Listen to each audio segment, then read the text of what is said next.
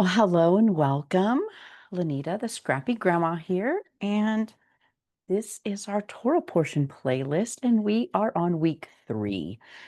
I just love starting the portions over again because each year he peels back another layer and we learn more and more about him and his character and how to walk with him and how to walk in covenant with him and how to do things the way he wants them done. It's just, I love it. I love it. Um, I am also loving my new Torah portion workbook. My gosh, it is so nice because it has the readings already there for us. It has a QR code that takes you directly to the website that has tons more resources, PDFs on the studies on this portion, videos to watch, all kinds of fun stuff. And then it has this commentary that I'll be reading here and then place for not lots and lots of notes. And so also I didn't do this, but I want to. So 12, I think, yep, 12:1. Just in case there's some other things I wanted to read in here. This I definitely want to. So first, Father Yah, thank you so much. Thank you for just letting us be able to wake up to another day to learn how to walk in your ways and how to know you more and how to serve you better. Thank you for the opportunity to read your word, your living word that brings us our instructions and teaches us how to live as you would have us to live. Let this go out to whoever it is that you want to hear it. Bless everyone who listens to it and give us eyes to see and ears to hear what you would have us to see and hear. And let my words only reflect you, Father. Please do not let me lead anyone astray or say anything that is against you. In your son Yeshua's holy name. Amen. All right. So this portion number 3 is Lech-Lecha, and it means go forth. And it's Genesis 12:1 through 17:27. And in the prophets, it's Isaiah 40:27 through 41:16. And in the Brit Hadashah, in the Gospels, it's John 8:51 through 58. And here is a little bit about it. The third Torah portion, Lech-Lecha, go forth, begins God's covenantal relationship with Abram, later Abraham, calling him to leave his home and journey to an unknown land that God promises to give to his descendants in faith. Abraham obeys, and God promises to make him a great nation, bless him, and make his name great. The portion recounts Abram's travels, challenges, and acts of faith, including his time in Egypt during a famine, his separation from his nephew Lot, and his military rescue of Lot. God reaffirms his promises by making a covenant with Abram, symbolized by the ritual of animal halves and later the command of circumcision.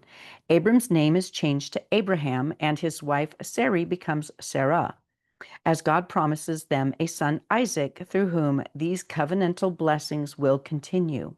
Lech-Lecha emphasizes faith, trust in God's promises, and unfolding of his plan for his chosen people.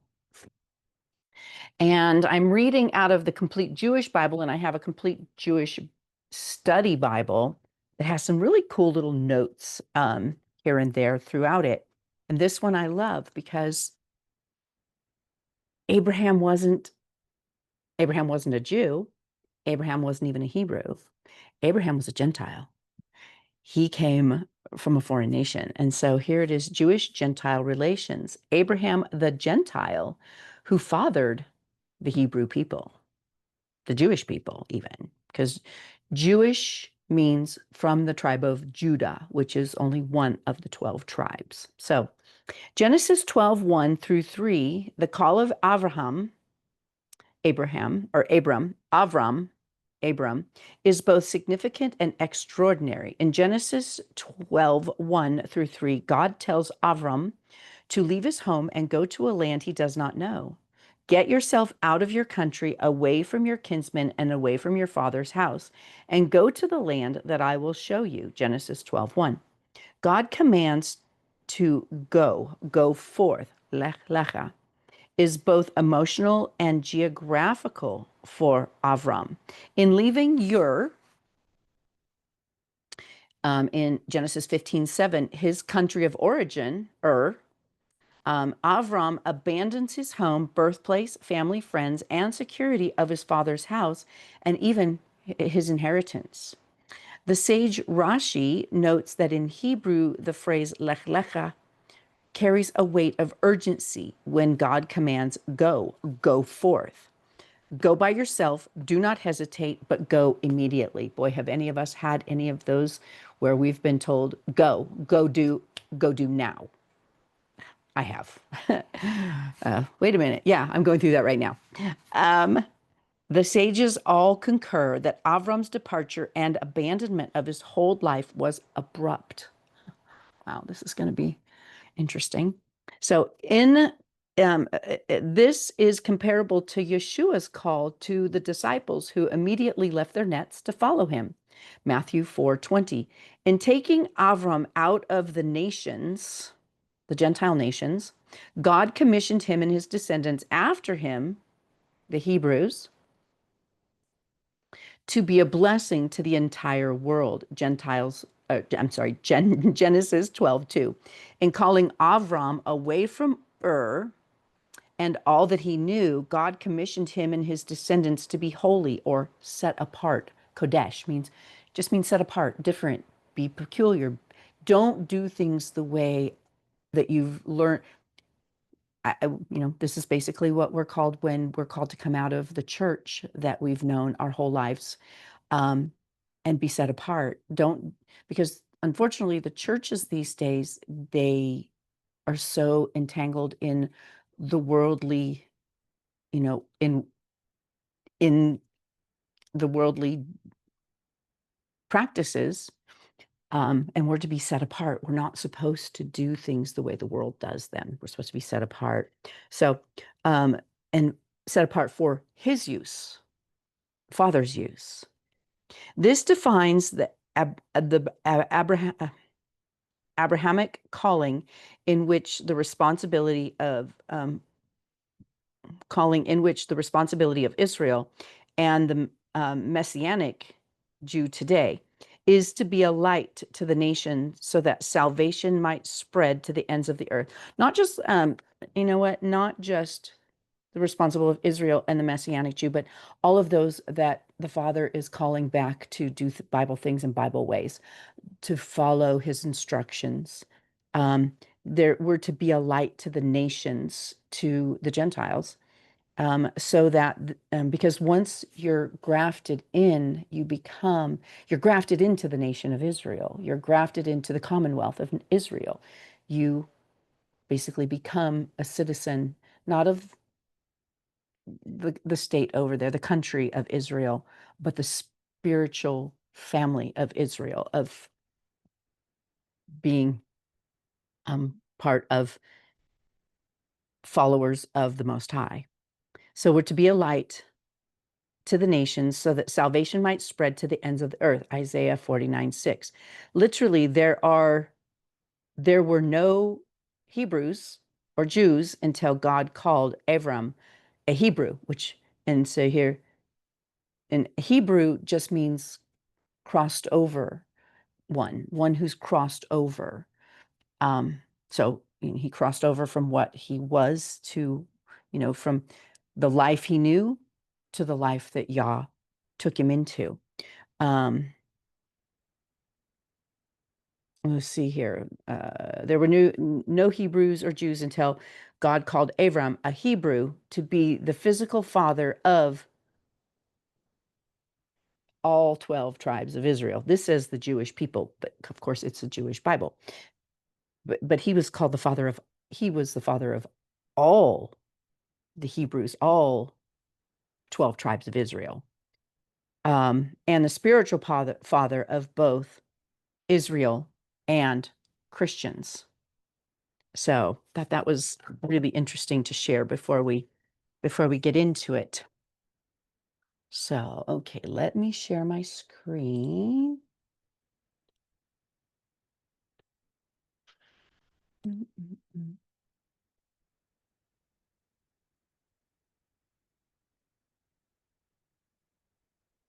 we go. Hopefully this is working. All right.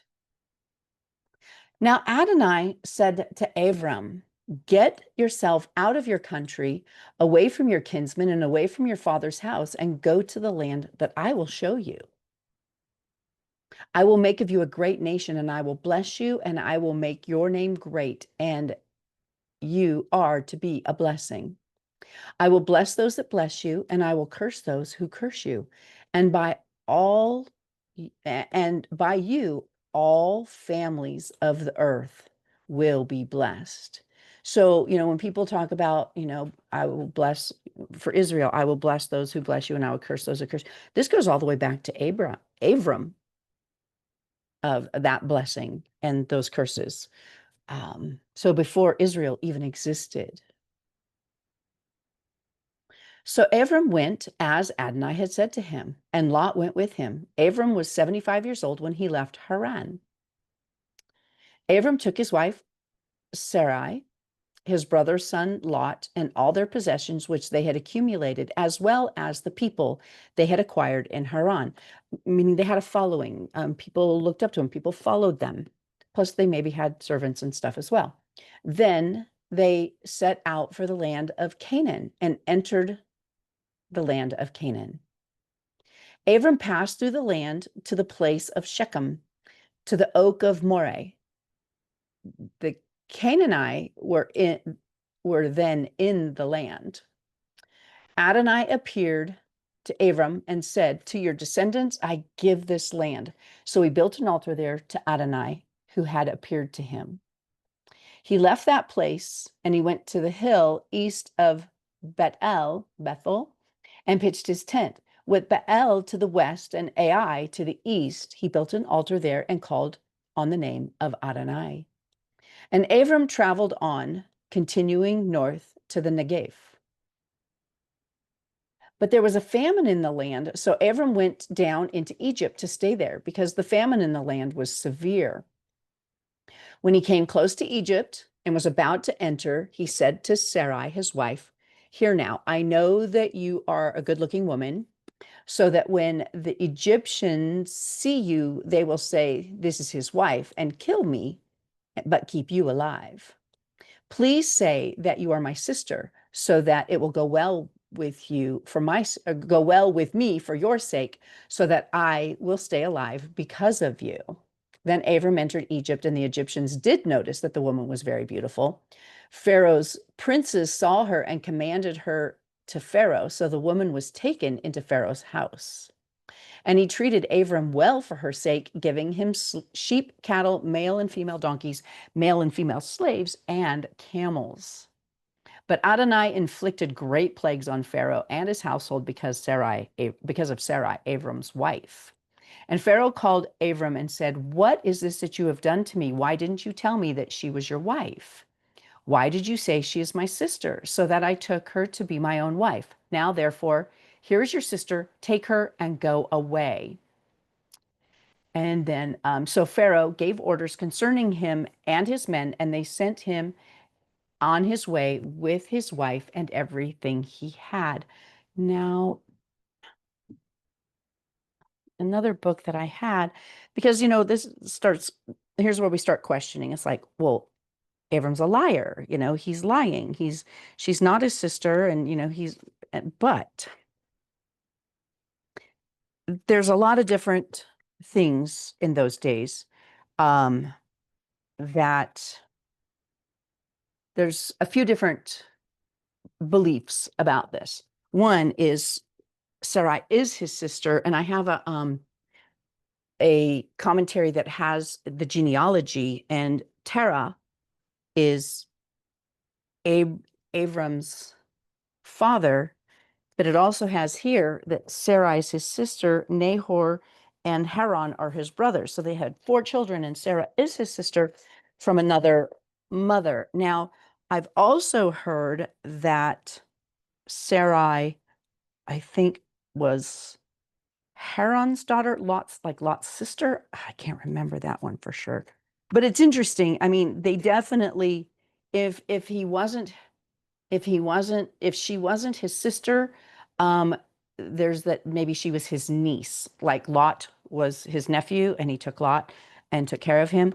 So it's yeah. So it has Sarai as being his sister in this commentary. So he wasn't technically lying because in those days they did, call women family members sister. So he wasn't technically lying. Um, morally he was because she wasn't his sister, she was his wife. I mean, but so anyway, 13. Abram went up to Egypt, he and his wife and everything he had, and Lot with him into the Negev. Abram became wealthy with much cattle, silver, and gold. So he's being blessed by the Father here. And as he went on his travels from the Negev, he came to Bethel, to the place where his tent had been at the beginning between Bethel, and Ai, where he had first built the altar and where Abram called on the name of Adonai. Lot, who was traveling with Abram, also had flocks, herds, and tents. But the land could not support their living together because their possessions were too great for them to remain together. Moreover, the quarreling arose among Abram and Lot's herdsmen. The Canaanite and the Perizzite were then living in the land. And Abram said to Lot, please, let's not have quarrels between me and you or between my herdsmen and yours, since we're kinsmen. Isn't the whole land there in front of you? Please separate yourself from me. If I go to the left, if you go to the left, I'll go to the right. If you go to the right, I'll go to the left. Lot looked up and saw that the whole plain of the Yarden was very well watered everywhere before Adonai destroyed Sodom and Gomorrah, like the garden of Adonai, like the Garden of Eden, like the land of Egypt in the direction of Seir. So Lot chose all the plain of the Yarden for himself, and Lot traveled eastward. Thus they separated themselves from each other. Abram lived in the land of Canaan, and Lot lived in the cities of the plain, setting up his tent near Sodom. So some interesting, commentary with this to think about. Abraham so trusted the Father with his provision, to be his provider, to work all things out for him, that he allowed Lot to decide which land he wanted to live in, and he would take whatever he didn't choose.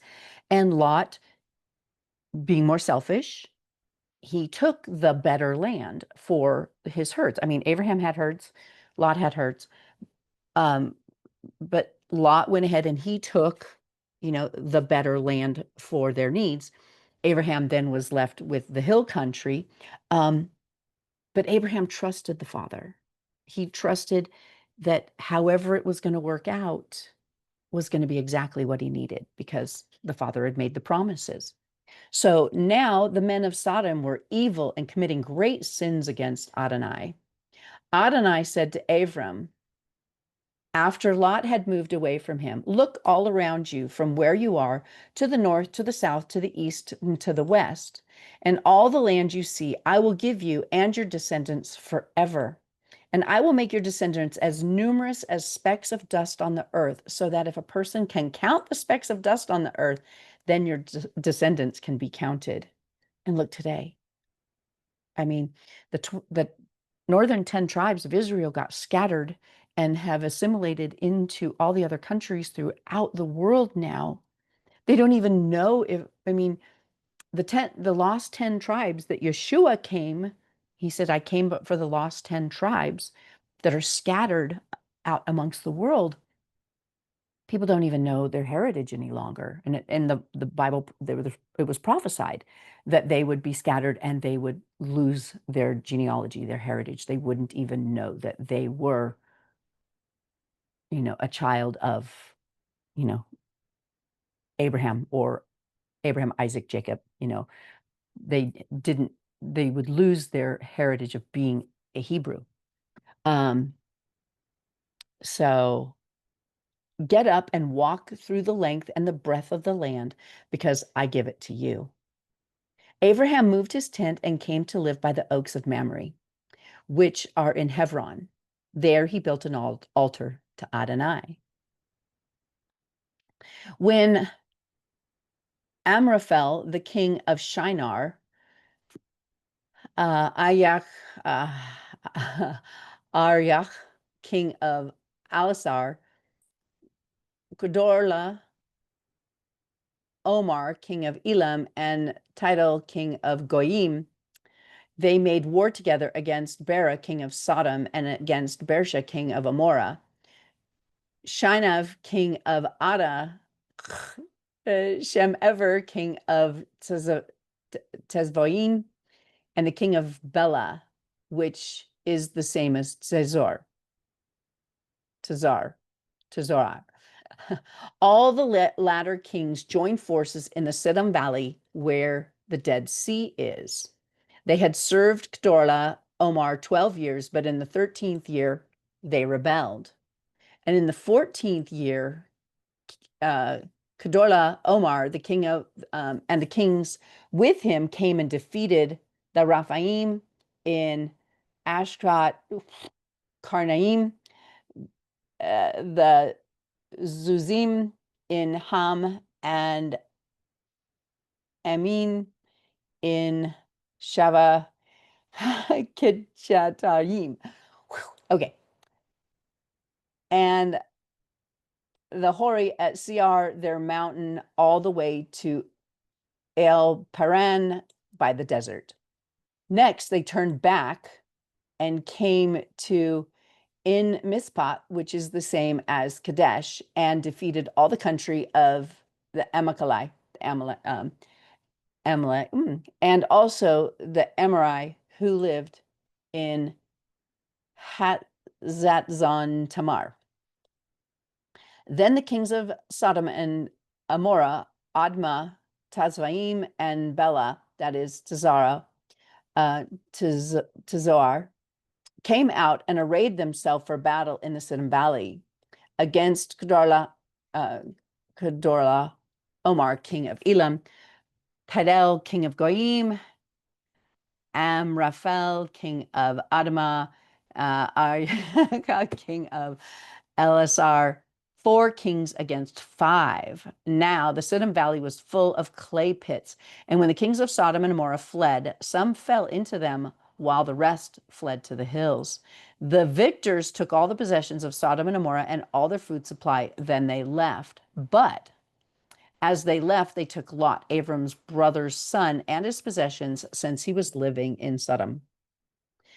Someone who had escaped came and told Abram the Hebrew, who was living by the oaks of Mamre, the Emori, brother of Eshcol and brother of Aner, all of these allies of Abram. When Abram heard that his nephew had been taken captive, he led out his trained men, so he had an army, who had been born in his house, 318 of them, and went in pursuit as far as Dan. During the night, he and his servants divided his forces against them, then attacked and pursued them all the way to Hava, north of Damascus. He recovered all the goods and brought back his nephew Lot with his goods, together with the women and the other people. After his return from slaughtering Kedor, Omar, and the kings with him, the king of Sodom went out to meet him in the Sheva Valley, also known as King's Valley. And Malki Tezdek, king of Salem, brought Melchizedek, king of Salem, brought out bread and wine. He was a Kohen. He was a priest of El Elyon. He was a priest of Yah, God Most High. So he blessed him with these words: "Blessed be Abram by El Elyon, maker of heaven and earth. And blessed be El Elyon, who handed your enemies over to you." Abram gave him a tenth of everything. So he paid tithe to Melchizedek. And Yeshua is a priest in the line of Melchizedek. So a lot of people think that Melchizedek, well, there's a lot of theories about Melchizedek. Maybe that he's Shem, maybe that he's um,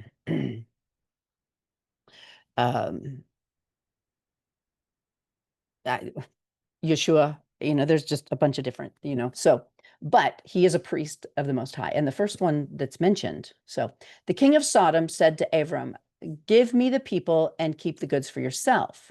But Abram answered the king of Sodom, I have raised my hand in an oath to Adonai El Elyon, maker of heaven and earth, that I will not take so much as a thread or a sandal thong of anything that is yours, so that you won't be able to say, I made Abram rich. I will take only what my troops have eaten and the share of the spoil belonging to the men who came with me. Aner, Eshcol, and Mamre, let them have their share, the other ones that went into battle. Sometime later, the word of Adonai, wait a second here. Yeah. Oh, I didn't do that one. I did that. Okay. So I didn't. Hold on. Let me do this real quick. It's kind of my way of keeping track, highlighting. Sorry. Okay. So, now we go to 15. There we go. Sometime later, the word of Adonai came to Abram in a vision. Don't be afraid, Abram. I am your protector. Your reward will be very great. How cool is that? Abram replied, Adonai God, what good will your gifts be to me if I continue childless? And Eliezer from Damascus inherits my possessions. That's his most trusted servant, Eliezer. You haven't given me a child, Abram continued, so someone born in my house will be my heir. But the word of Adonai came to him. This man will not be your heir. No, your heir will be a child from your own body. Then he brought him outside and said, look up at the sky and count the stars. If you can count them, your descendants will be that many. He believed in Adonai, and he credited it to his righteousness. Right here. Abram is righteous because of his faith, because he believed. He not only believed, but he acted on believing the things that God promised him. He heard and he obeyed. Then he said to him, I am Adonai, who brought you out of Kasdim to give you the land as your possession. He replied, Adonai God, how am I to know that I will possess it? He answered him, bring me a 3-year-old cow, a 3-year-old female goat, a 3-year-old ram, a dove, and a young pigeon. And he brought him all these, cut the animals in two, and placed pieces opposite each other, but he didn't cut the birds in half.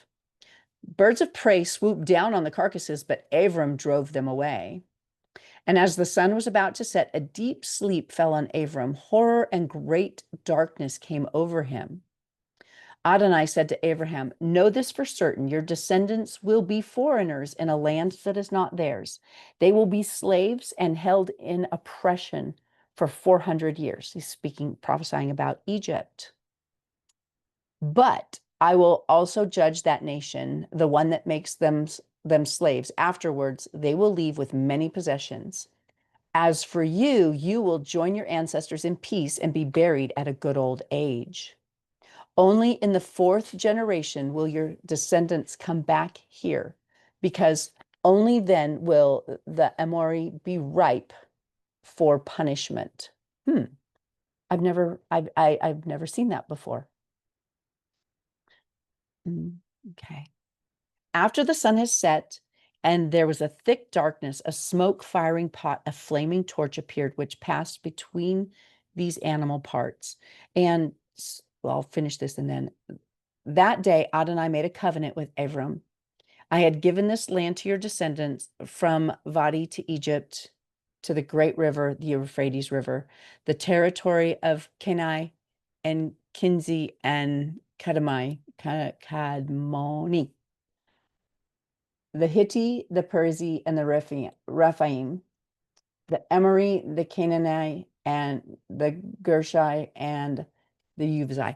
So from what I understand, this was a way of cutting a covenant, making a covenant. This was a blood covenant that he made that Adonai, that the Father made with Abram, with cutting these animals in half and then walking between them.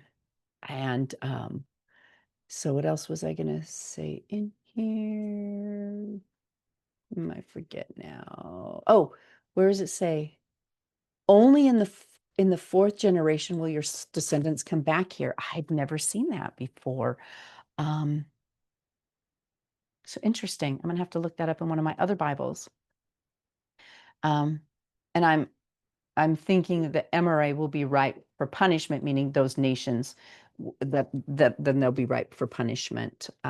In four generations, you think Abraham, Isaac, and yeah, Abraham, Isaac, Jacob, and then one of Jacob's sons, Joseph, is what, then they all are ended up in Egypt, and then they leave Egypt.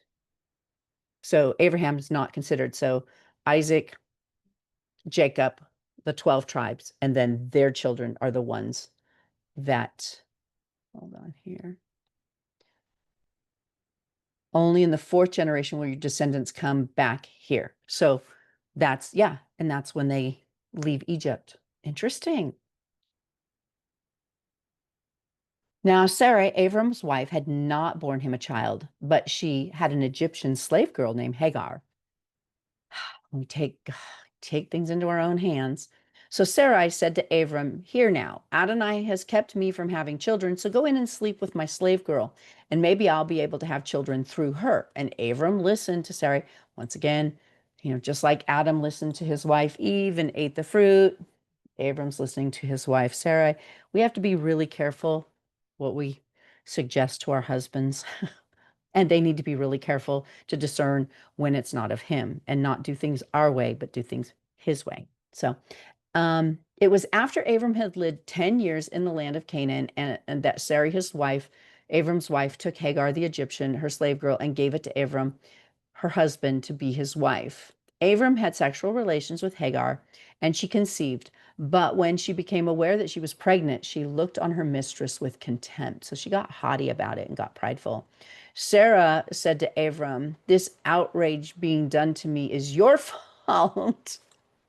True, I gave you my slave girl to you to sleep with, but then she saw she was pregnant. She began holding me in contempt. May Adonai decide who is right, I or you." Ah, we women. However, Abram answered Sarai, "Look, she is your slave girl. Deal with her as you think fit." And then Sarai treated her so harshly that she ran away from her. The angel of Adonai found her in the spring in the desert, the spring on the road to Shur, and said, "Hagar, Sarai's slave girl, where have you come from and where are you going?" And she answered, "I'm running away from my mistress Sarai." The angel of Adonai said to her, "Go back to your mistress and submit to her authority." The angel of Adonai said to her, "I will greatly increase your descendants. There will be so many that they will be impossible to count them." So Ishmael, he's being blessed as well. The angel of Adonai said to her, "Look, you are pregnant, and you will give birth to a son, and you will call him Yishmael." God pays attention, is what it's translated as, because Adonai has paid attention to your misery. He will be a wild donkey of a man with his hand against everyone and everyone's hand against him, living his life at odds with all of his kinsmen. How sad is that? Is that still happening today? Have these descendants continued this into today? Yes. So she named Adonai, who had spoken with her, El Roy, meaning God of seeing, because she said, "Have I really seen the one who sees me and stayed alive?" And this is why the well has been called Be'er Lechai Roy, well of the one who lives and sees. It lies between Kadesh and Berad. Hagar bare Abram a son, and Abram called his son, whom Eglon had borne, Yishmael. And Abram was 86 years old when Hagar bore Ishmael to Abram. And when Abram was 99 years old, Adonai appeared to Abram and said to him, I am El Shaddai, meaning God Almighty. Walk in my presence and be pure-hearted, and I will make a covenant between me and you, and I will increase your numbers greatly. And Abram fell on his face, and God continued speaking with him. As for me, this is my covenant with you. You will be the father of many nations. And your name will no longer be Abram, exalted father, but your name will be Avraham, father of many, because I have made you the father of many nations. And I will cause you to be fruitful. I will make nations of you, kings will descend from you. I am establishing my covenant between me and you, along with your descendants after you, generation after generation, as an everlasting covenant, to be God for you and your descendants after you. I will give you and your descendants after you the land in which you are now foreigners, all the land of Canaan, as the permanent possession. I will be their God. And they're still fighting over that land today. And God said to Abraham, as for you, you are to keep my covenant, you and your descendants after you, generation after generation. Here's my covenant which you are to keep between me and you, along with your descendants after you. Every male among you is to be circumcised. You are to be circumcised in the flesh of your foreskin. This will be a sign of a covenant between me and you. Generation after generation, every male among you who is 8 days old is to be circumcised, including slaves born within your household and those bought from a foreigner not descended from you. And the slave born in your house and the person bought with your money must be circumcised. Thus, my covenant will be in all your flesh as an everlasting covenant. And any uncircumcised male who will not let himself be circumcised in the flesh of his foreskin, that person will be cut off from his people because he has broken my covenant. Cutting someone off from their people was basically a death sentence because they did community, they kept each other alive. So Isaac's birth promised. God said to Abraham, as for your wife, Sarai, you are not to call her Sarai, which means mockery. Her name is to be Sarah, princess. And I will bless her. Moreover, I will give you a son by her. Truly, I will bless her. She will be a mother of nations. King of peoples will come after her.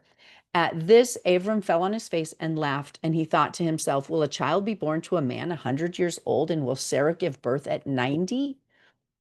Abraham said to God, if only Ishmael could live in your presence.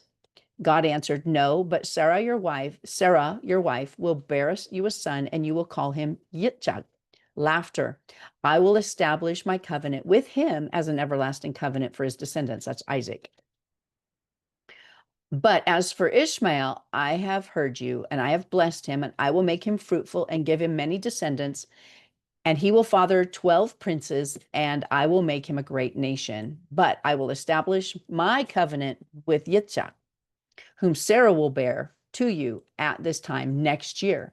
And with that, God finished speaking with Abram and went up from him. And Abram took Ishmael, his son, all the slaves born in his house, and all who had been bought with money, every male among the people of Abram's household, and circumcised the flesh of their foreskin that very day, just as God had said to him. And Abram was 90 years old when he was circumcised in the flesh of his foreskin. And Ishmael, his son, was 13 years old when he was circumcised in the flesh of his foreskin.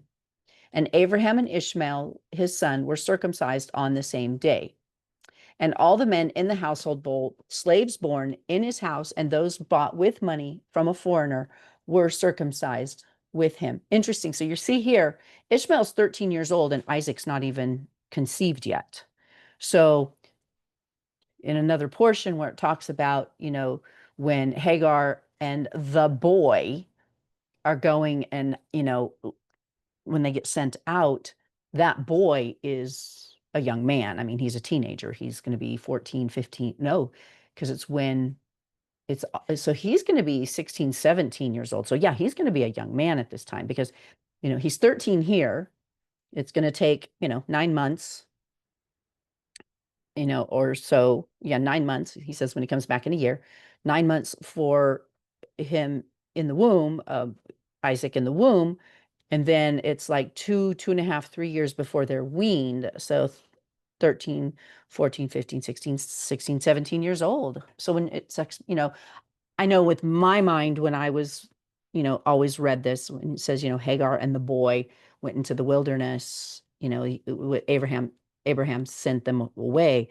I'm picturing, this little toddler, and he's not. He's a young man at this point. So I think that's it for there. Now we're going to go down to Isaiah. What was it? Yes, Isaiah 40.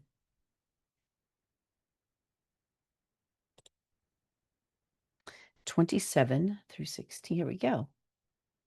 Why do you complain, Jacob? Why do you say, Israel, my way is hidden from Adonai, my rights are ignored by my God? Jacob. Haven't you known, haven't you heard that the everlasting God, Adonai, the creator of the ends of the earth, does not grow tired or weary? Thank you, Father. His understanding cannot be fathomed. Thank you. He invigorates the exhausted, gives strength to the powerless. Young men grow tired and weary. Even the fittest may stumble and fall. But those who hope in Adonai will renew their strength. They will soar aloft as with eagle's wings. When they are running, they won't grow weary. When they walk, they won't get tired. Boy, this is a big one for us right now as we're preparing to have my dad move in with us. We stand on, we're doing this in faith. We know that we are not equipped at all to do this in ourselves. And we are standing in faith that the Father's going to work everything out beautifully for his plan. John 8:51. Way down here. Wait a minute. I'm sorry. I didn't finish Isaiah. We did Isaiah 40:27. I'm sorry. 40. I did 27. And then I didn't go to 41. 41. Keep silent before me, coastlands. Let the people replenish their strength. Let them approach. Then let them speak. Let us assemble for judgment. Who has raised from the east one who is just and called him to be in his service? His hands nation over to him and subjects kings to him. His sword reduces them to dust, his bow to driven straw. He pursues them, passing on unscathed, hardly touching the path with his feet. Whose work is this? Who has brought it about? He who called the generations from the beginning. I, Adonai, am the first, and I am the same as those, and I am the same with those who are last. The coastlands have seen and become afraid. The ends of the earth have trembled. They have approached, and now they have come. Everyone helps his fellow workman. Everyone says to his brother, be strong. The woodworker encourages the goldsmith. The polisher encourages the hammer. He says of the soldering, yes, that's good. Then puts nails in the idol to keep it from moving. But you, Israel, my servant, Yaakov, who I have chosen, descendant of Abraham, my friend, I have taken you from the ends of the earth, summoned you from the most distant parts, and said to you, you are my servant. I have chosen you and not rejected you. Don't be afraid, for I am with you. Don't be distressed, for I am your God. I give you strength. I give you help. I support you with my victorious right hand. And I've found whenever it's speaking of the Father's victorious right hand or righteous right hand or strong right hand, who sits at his right hand? Our Messiah, Jesus, Yahushua. And and those who were angry with you will be disgraced, put to shame. Those who fought against you will be destroyed, brought to nothing. You will seek them, but not find them.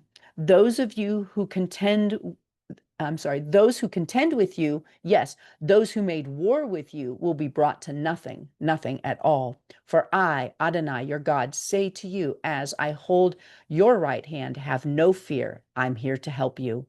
Thank you, Father. Have no fear, Yaakov, you worm, you men of Israel. I will help you, says Adonai. Your Redeemer is the Holy One of Israel. I will make you into a threshing sled, new with sharp pointed teeth, to thresh the mountains and crush them to dust, to reduce the hills to chaff. As you fan them, the wind will carry them off, and the whirlwind will scatter them. Then you will rejoice in Adonai. You will glory in the Holy One of Israel. Okay, now we're going to go down to John 8:51. Yes, indeed, I tell you that whoever obeys my teaching will never see death. The Judeans said to him, now we know for sure that you have a demon. Abraham died, and so did the prophets. Yet you say, whoever obeys my teaching will never taste death. Abraham Avinu died. You aren't greater than he, are you? And the prophets also died. Who do you think you are? And Jesus answered, if I praise myself, my praise counts for nothing. The one who is praising me is my Father, the very one about whom you keep saying he is our God. Now you have not known him, but I do know him. Indeed, if I were to say that I don't know him, I would be a liar like you. But I do know him and obey his word. Abraham, your father, was glad that he would see my day. Then he saw it and was overjoyed. Why?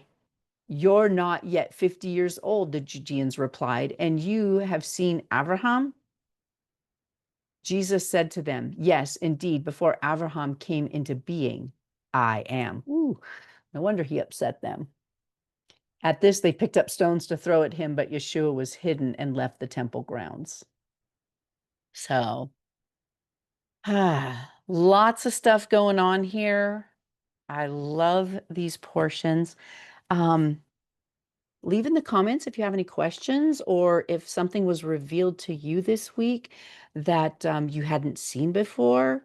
There's a few things that's like, oh, I'm going to have to really look into that and stuff. So thank you for following along with me. Oh, here, let me do this. Let me stop sharing. There we go. Thank you for following along with me this week, week 3, Lech-Lecha. Go forth and be obedient. Do as he says, and he will make it all work out. That's what he's showing Rusty and I right now. It was very abrupt how it all came about for my father to come live with us. But we both knew. So basically what happened is he's in a skilled nursing facility right now because he had fallen and found out he had fractures in his sacrum, down in his hip area. And his 82-year-old sister, who is not, who has, health issues herself, who he was living with, basically said, hey, when you get out of here, I can't take care of you. And her daughter, who, I'm not sure how old my cousin Stacy is. A big disclaimer here. I did not find my father until I was 38 years old. So, 26 years ago, I think something like that. I think I did the math. That could be wrong. But anyway, and I don't know him well. He lived in Southern California. We saw him every now and then. We didn't really talk much, maybe once, twice a year. But anyway, so, I had called him to check on him because I knew he was, well, my aunt Cecilia let me know he was in the nursing facility. And then he's like, well, I have nowhere to go. And so basically I said, well, you might want to move to Fresno, thinking like a care facility or something in Fresno, like a adult, assisted living. And the next thing I know, he texts my cousin saying, I'm moving in with Rusty and Lanita. And Rusty and I we just knew that this was the Father's plan. And we've known for the last 2 weeks, because really I think it's only been maybe 3 weeks since all of this has happened. It's been a busy 2 or 3 weeks. We know that he, the Father, is orchestrating this whole thing and putting it all together. We literally see his hands moving in everything. Like at first, we were going to have to fly out there within 2 weeks to North Carolina and bring him home. Then that shifted because he has to stay longer because they found the fracture. So he's not ready to travel yet. So, but we're, and then I don't have my real ID. I don't have my passport. It needs to be renewed, traveling, all of that. I still need to get on that. But, and now it's all working out that the Father's so good. It's all working out that, let's see, my cousin Stacy, who lives out there, her niece, who lives in Southern California, and her boyfriend are actually going out for a visit.